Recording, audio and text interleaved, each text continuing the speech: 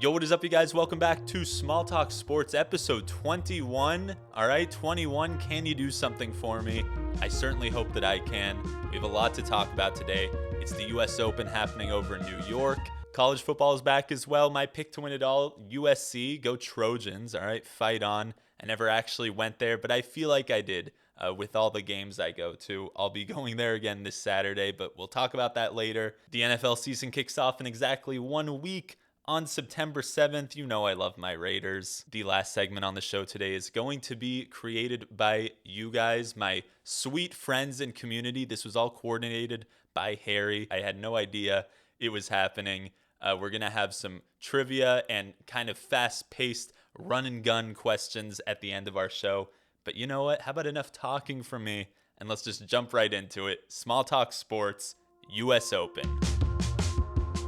I mean, that thing is poking. I mean, you're kind of like that girl that's in the US Open. Now, if you're a big J. Cole or Drake fan, you know that is from their smash hit In the Morning. That was one of Drake's lines on that song. We believe it's about Serena Williams, which I very, very recently found out that Drake and Serena used to date. I'm probably going to need another podcast or two to talk about that dynamic and that relationship. I don't know what I was doing back in 2014, 2015. Just being a dumb freshman out of the loop. A dumb freshman in high school, that is. But let's talk about current tennis. The US Open is well underway over in New York. All right, New York tennis. I'm walking here. And I want to talk about some of the key losses. We're going to have a lot of time to talk about the different winners. Tommy Paul has been a top 20 tennis player for a little bit. He was down 2 sets over in round 2. But luckily, he came back to win it in one of the most dramatic games I've seen in a while. Harry really suggested that I watch the highlights when I came home from work last night. And to be honest, Harry's hearing this for the first time. I wasn't super into the idea. I had to wake up at 4 a.m. But then I thought, you know what? Tommy Paul, Harry's suggesting it. Let's watch it. Obviously came down from 2 sets. Very dramatic game over for TP. The New Balance athlete came back to win it in what was a very hard-fought, well-deserved, give him all the accolades, give him all the superlatives that you want. Tommy Paul fought hard for that win. If you know me, if you know the background of my work laptop, then you know I'm a huge Frances Tiafoe fan. And Tiafoe's just been dazzling in the US Open. I feel like ever since Tiafoe's run at the last year's US Open, we have just been anticipating what this year's run would look like. Tiafoe's been out of his mind lately. He's probably played some of his best tennis this year. If you remember, he had that Houston Open clay court win. He had the Stuttgart, Germany grass court win. Here we are on the hard court. New York, not too far from where Tiafoe actually grew up in Maryland. And I don't want to overuse the superlatives like I did with Tommy Paul. I don't want to sound cliche, but Frances Tiafoe has been playing some of the most inspired tennis I have seen from him ever. I don't think that's a stretch to say, because when you actually watch back the tape, he's not winning these early rounds. Like, he is dominating opponents. He is destroying these guys. Tiafoe is showing that he's a star in the world of tennis, and he deserves to be here. He deserves to spend more time in the world top 10, and he's back at home in America. He's back at home here at the US Open in a Grand Slam. Why can't this be the year that he makes the run? Why can't this be the year that he goes all the way? I think it is. Which brings me to my next point about who I think is going to win the US Open. Spoiler alert, it's Frances Tiafoe. He is winning the US Open. I will say it one more time. Frances Tiafoe is winning the US Open. Nothing's going to stop him. Nobody's going to stop him. Unless his name is Carlos Alcaraz. We can talk about him later. But I can't wait for that much anticipated Alcaraz-Tiafoe rematch, because both of them have gotten significantly better since last year. One of them has a Wimbledon title now, but I still think, honestly, I have no more evidence to back that up. I'm just feeling it. I feel like Frances Tiafoe, I feel like it's his year. I'm picking up on the vibe. But as we know, August in the United States does not just mean tennis time. We are in late August, which means it's time for college football. Let's talk about it. The first thing I want to talk about today is a question. I'm going to ask you something. Do you think USC has what it takes to win the championship this year? I think yes. It might be a little obvious. I might be a little biased. I think last year for USC, they had a lot of high hopes. They had a new head coach. They had a new quarterback who ended up winning the Heisman. Congrats, Caleb. You're the best. And they had just announced that they were leaving the Pac-12. There were a lot of high hopes that this new quarterback head coach combo could come on into Southern California with all that NIL money just raining down like that California sunshine. It definitely gave fans a lot to be happy about, to be looking forward to be excited about, more importantly. But then when you get down to it, USC just could not beat Utah last year. And that's fine. They had flaws, they had weaknesses, they were exposed for it. But I think now this season, you can't blame the head coach being new. You can't blame that new transfer quarterback still adjusting, which, okay, to be honest, you couldn't blame him last year. He won a Heisman. I think last year you had high hopes. I think this year you now have high expectations. It's real now, okay? You know it's your last year in the Pac-12. You should know the offense. You know the quarterback. The success of USC last season was not unexpected, but it was certainly, I would say it was a little surprising. I was a little surprised at how well they were doing. I will not be surprised if USC makes it to the national championship because I and a lot of other people expect them to win it. I think USC is going to win it all. I think this has to be the year. I don't think anyone cares about having a two-time Heisman Trophy winner. They just want the championship. And luckily, I was fortunate enough to go to the season opener last week. I think all 70,000 fans at the Coliseum were thinking the same thing that I was, which was, oh, we're winning the championship this year. And yes, I can use we. Again, I go to way too many games, but they're just so fun. Go to a college football game right now. If you live close to a collegiate arena, do it. I'm getting off topic, but still.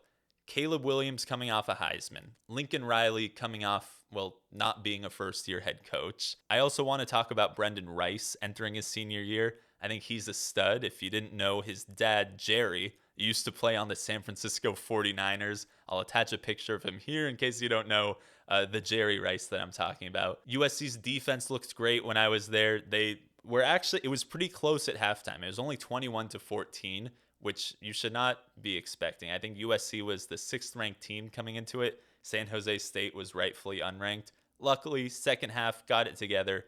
56-28, USC won. I expect the same thing next week versus Nevada. And if USC does not win the championship, I am going to be severely disappointed. You had the high hopes last year, but those hopes have now turned into expectations. Shifting gears out of college into professional football, let's talk about the NFL and specifically the Las Vegas Raiders. Raider Nation, stand up. All right, Raider Nation, we are here. You can feel the excitement. You could see it on the TikTok that, hey, 40,000 views, probably a couple more right now. Thanks for all the support over there, Raiders TikTok. He will be switching numbers to number 8, which looks sick. I need a jersey. They've been calling him 8-Ball over on their Instagram. I'm good with that. 8-Ball's a pretty cool nickname. Not sure if it's going to stick, but you know how I feel about the Raiders. You know how I think they're going to, well, not think, you know how I know that they're going to go to the playoffs this year. I wanted to talk a little more about that. I've been looking at the schedule.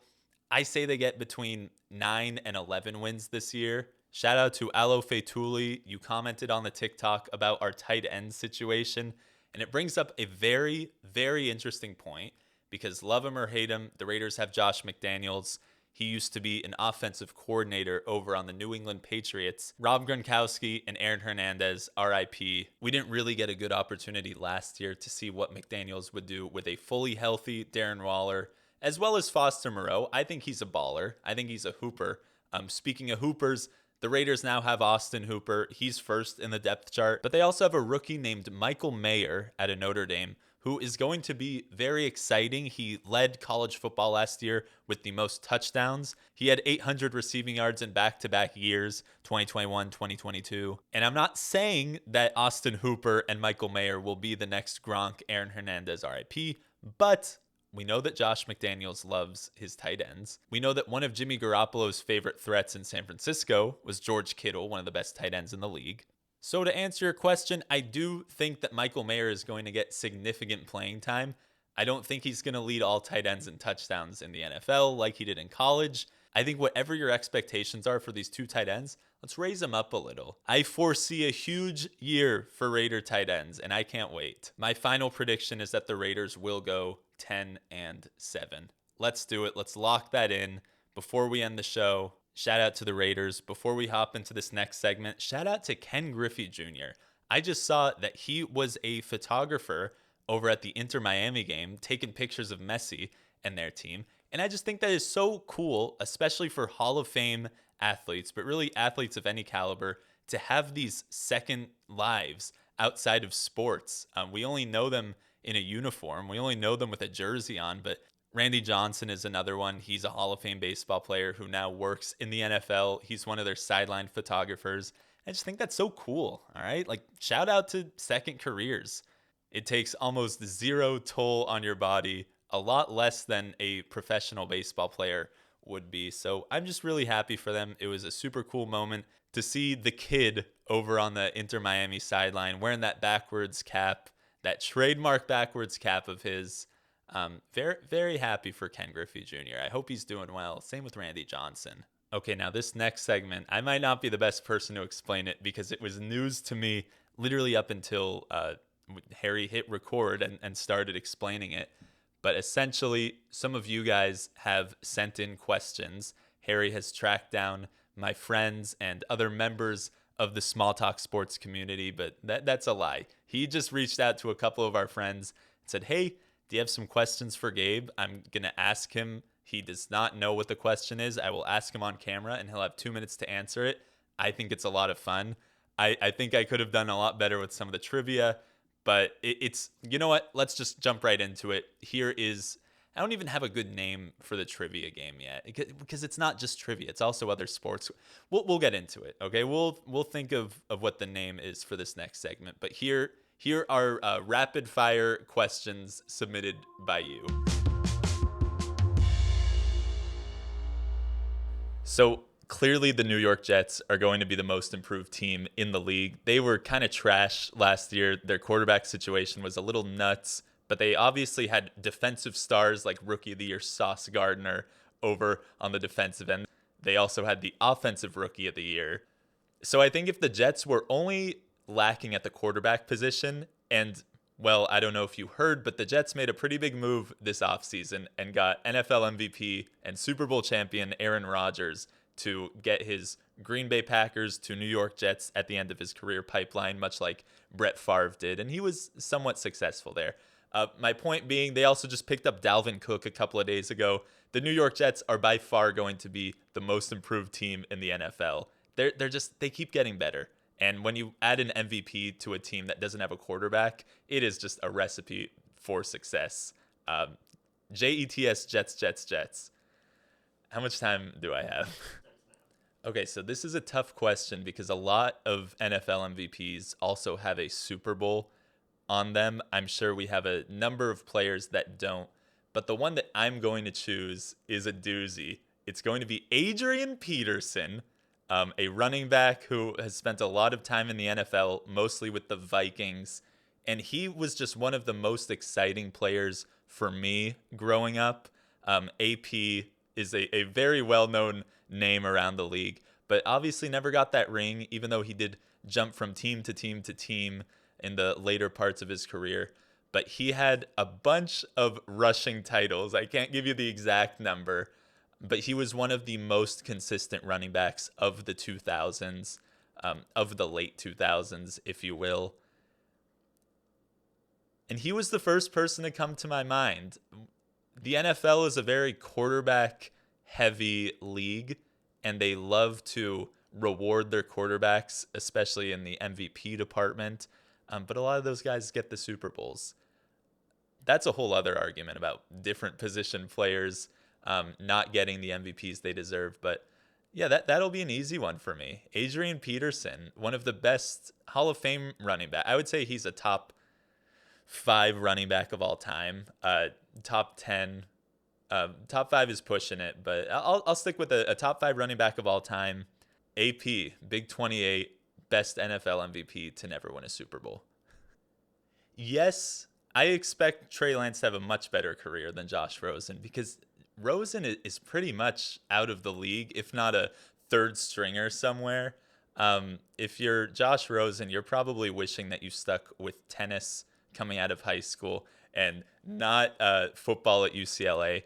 But Trey Lance, I feel like, has made the most noise about his situation. He kind of has the most drama around his, where Josh Rosen was just, hey, he's not producing, he's not getting the job done, send him off to another team. Whereas Trey Lance is really like, okay, well, the Niners gave up a lot for him. And there's definitely other teams that see that. And we have the whole, is it going to be Brock Purdy? Is it going to be Sam Darnold? It's not going to be Trey Lance. I think that he finds a team. And I think that he at least is a starting quarterback in the NFL for half a season. I think to say that Trey Lance is not going to have a better career than Josh Rosen is just a lie. Josh Rosen is done. I hate to say it. I did like him a lot in college. But Trey Lance still, if he can really prove himself, even as a backup somewhere, crazy, any given Sunday is what they say. Crazier things have happened in the NFL. If you get that opportunity and you're ready and you stay ready, then you're gonna be here a little while.